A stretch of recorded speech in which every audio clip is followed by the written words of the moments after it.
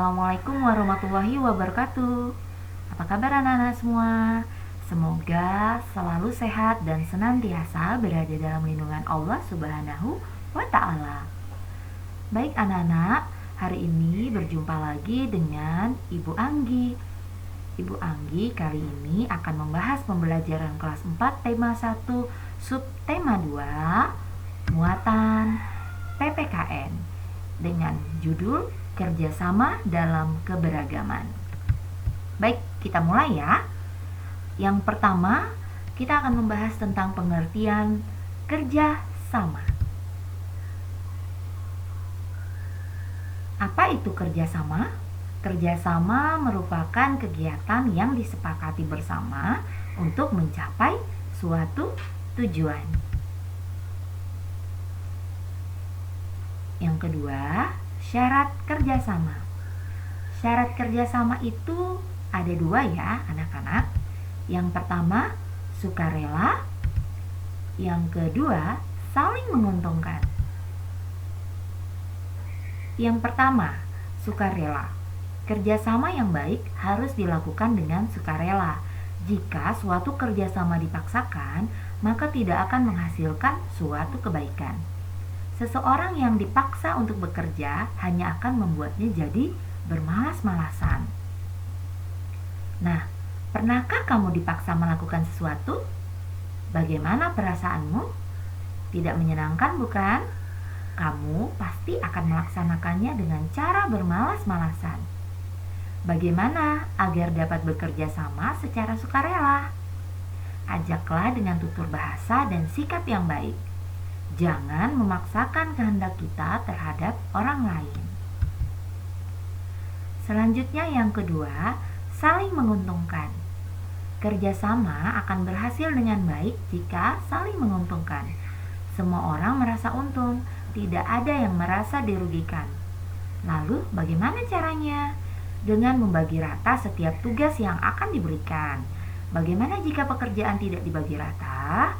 Tentu akan ada yang merasa keberatan, kan? Pembahasan yang ketiga, manfaat kerjasama. Manfaat kerjasama. Yang pertama, meringankan pekerjaan.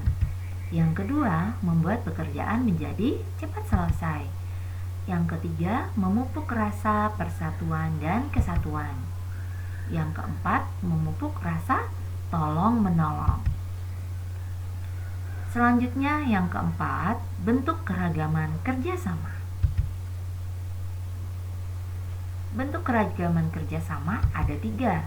Yang pertama, kerjasama di lingkungan rumah. Yang kedua, kerjasama di lingkungan sekolah. Yang ketiga, kerjasama di lingkungan masyarakat. Kita akan membahas kerjasama yang pertama, yaitu kerjasama di lingkungan rumah. Anak-anak melihat gambar yang ada di depan? Ya, tepat sekali. Itu adalah gambar tentang suatu keluarga yang sedang bekerja sama membersihkan rumah. Kerjasama di lingkungan rumah yang pertama yaitu saling membantu antar anggota keluarga, seperti membersihkan rumah, memasak, mencuci, dan lain-lain. Selanjutnya menghemat energi. Menghemat energi disebut kerjasama? Tentu.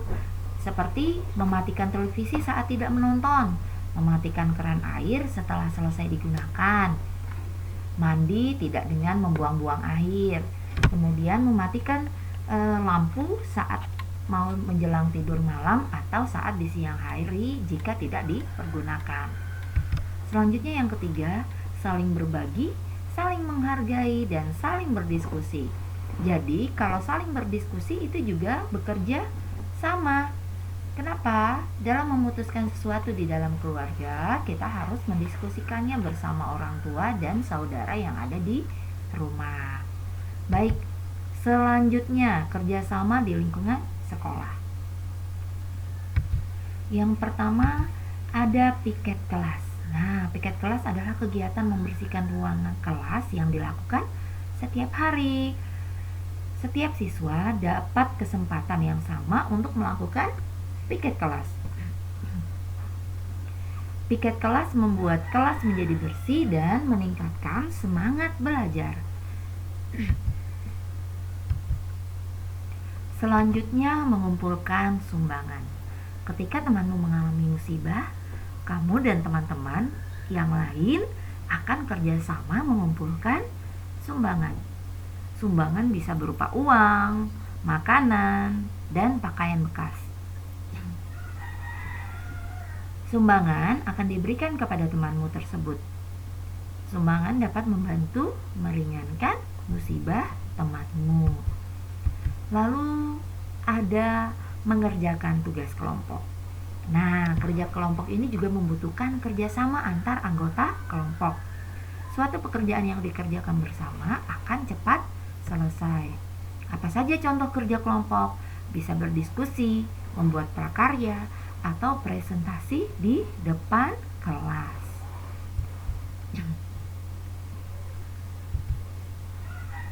Selanjutnya, kerjasama di lingkungan masyarakat. Yang pertama ada ronda. Ronda adalah kegiatan berkeliling di lingkungan pada malam hari. Ronda bertujuan untuk menjaga keamanan lingkungan sekitar. Ronda dilaksanakan dengan berjalan kaki, bersepeda, atau dengan kendaraan bermotor. Warga bergiliran ronda untuk memberikan perlindungan dan pengamanan bagi warga di lingkungan sekitar rumah. Selanjutnya ada kerja bakti. Contoh kerja bakti yang biasa dilakukan warga: membersihkan sampah yang menyumbat selokan, memperbaiki jalan, memperindah taman. Itu adalah beberapa contoh dari kerja bakti di lingkungan sekitar. Selanjutnya ada gotong royong menolong warga yang mengalami musibah. Nah, tidak hanya di sekolah ya. Saat terjadi bencana, para relawan bergotong royong untuk memberikan bantuan berupa makanan, tempat pengungsian, dan pakaian kepada warga yang terkena musibah. Dan yang terakhir, persiapan hari kemerdekaan. Nah, sudah mau 17 Agustus ini ya, udah mau memasuki bulan Agustus. Nah, di lingkungan masyarakat itu juga memiliki kerjasama, yaitu seluruh warga yang berbeda suku dan agama bekerja sama untuk mempersiapkan perayaan Hari Kemerdekaan 17 Agustus. Anak-anak sudah menyiapkan semuanya? Semoga Agustusnya meriah ya.